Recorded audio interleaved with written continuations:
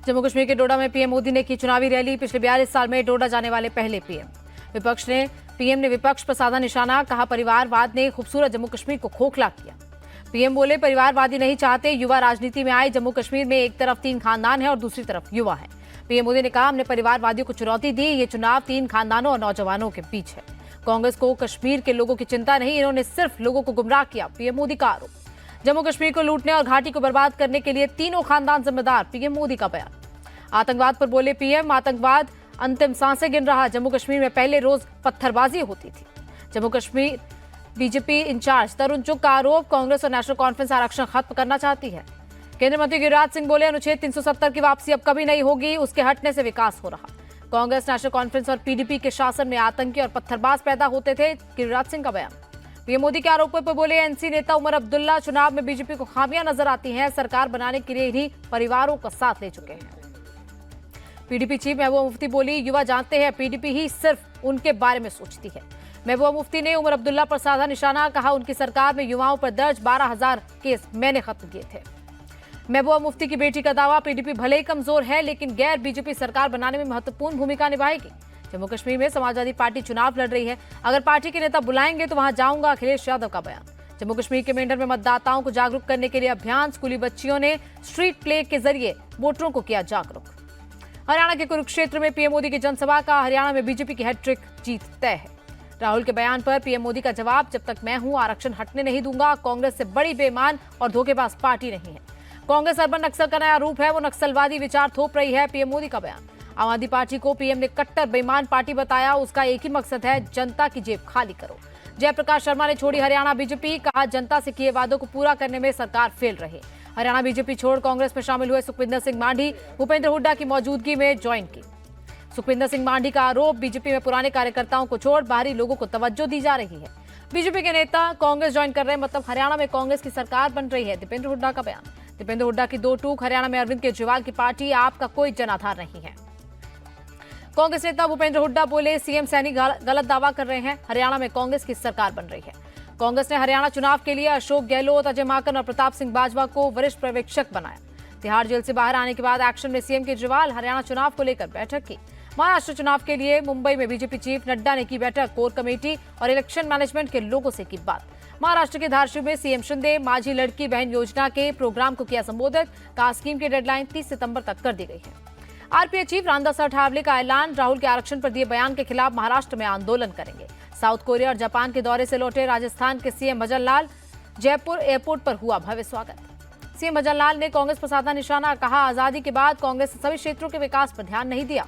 राजस्थान की जनता को सीएम भजन लाल ने दिया भरोसा। कहा, अगले 5 साल में प्रदेश को इकोनॉमी को डबल कर देंगे।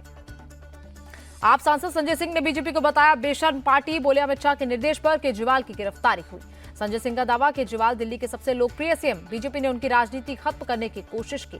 संजय सिंह ने कहा, केजरीवाल झुके नहीं, उन्होंने लड़ाई लड़ी, झुकता है तानाशाह, झुकाने वाला चाहिए।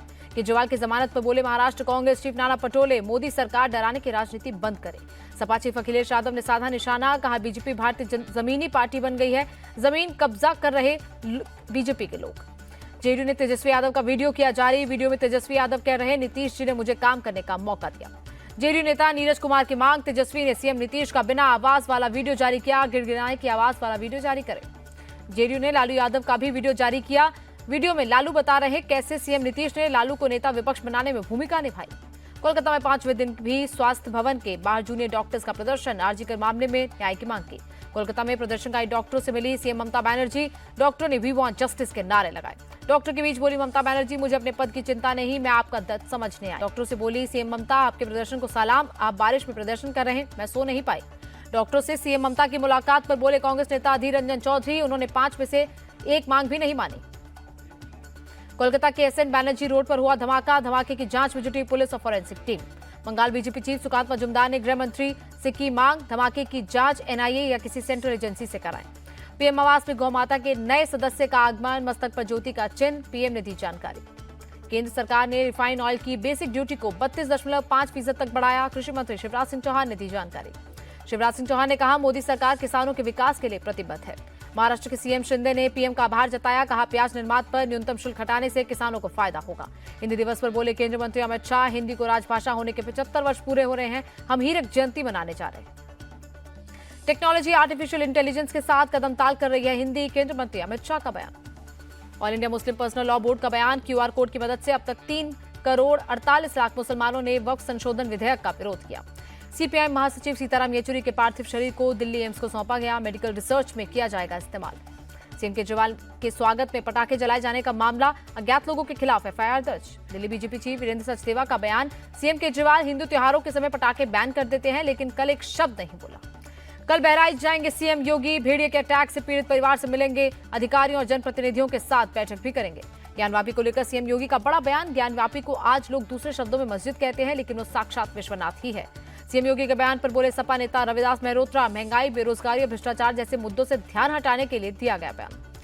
लखनऊ में 13 नवंबर तक धारा 163 लागू की गई, त्योहारों को देखते हुए सुरक्षा बढ़ाई गई। बिहार में बढ़ते अपराध के खिलाफ आरजेडी का प्रोटेस्ट, कल राजभवन के बाहर करेंगे प्रोटेस्ट।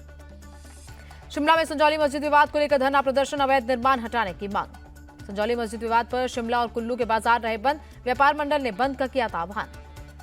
मस्जिद विवाद पर कुल्लू में हिंदू संगठनों ने निकाला विरोध मार्च, हनुमान चालीसा का पाठ भी किया। हिमाचल के संजौली और मंडी के बाद घुमारवीं में मस्जिद के अवैध निर्माण का मामला, हिंदू संगठनों ने अवैध निर्माण पर उठाए सवाल। छत्तीसगढ़ के बीजापुर में वंदे भारत ट्रेन की ट्रायल रन के दौरान पथराव, बागबारा रेलवे स्टेशन पर हुई घटना।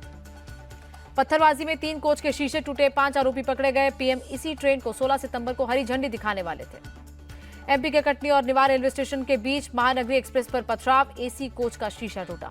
अपराधी नादिर शाह के हत्या मामले में दिल्ली पुलिस का एक्शन, अब तक 5 आरोपियों को पकड़ा गया।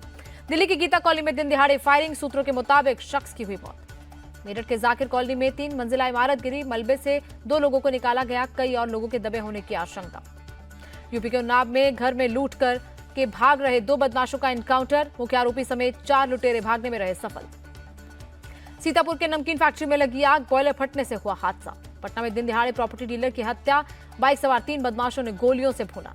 जयपुर के सरकारी आईटीआई कॉलेज में सीनियर स्टूडेंट्स की दबंगई, एक जूनियर को की पिटाई की, चाकू की नोक पर मुर्गा बनाया।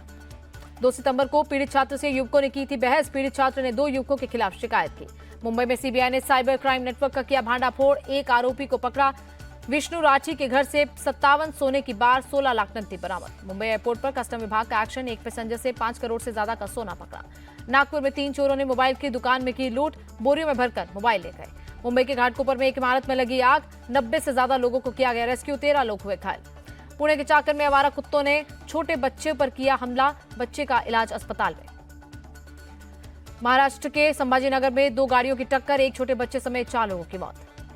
उड़ीसा के बारीपादा में गणेश प्रतिमा विसर्जन के दौरान डूबी 4 स्कूली बच्चे, 2 की मौके पर मौत, 2 छात्रों को बचाया गया। जम्मू में शहीद विपिन कुमार और अरविंद सिंह को दी गई आखिरी विदाई, कल किश्तवाड़ में हुए थे शहीद। जम्मू कश्मीर के बारामूला में आतंकियों से मुठभेड़, सुरक्षा बलों ने 3 आतंकियों को मार गिराया। बारामूला एनकाउंटर का वीडियो आया सामने, सेना ने ड्रोन की मदद लेकर आतंकियों को किया ढेर। राजौरी के नौशहरा में आतंकियों से एनकाउंटर, आर्मी के एक जवान के घायल होने की खबर। दिल्ली एनसीआर के कई इलाकों में हुई भारी बारिश, रोहिणी समेत कई इलाकों में जलभराव।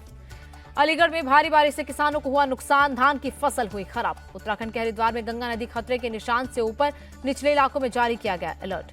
उत्तराखंड के चंपावत में NH9 हुआ बंद, भारी बारिश और स्वाला पहाड़ियों से लगातार गिर रहे मलबे की वजह से फैसला।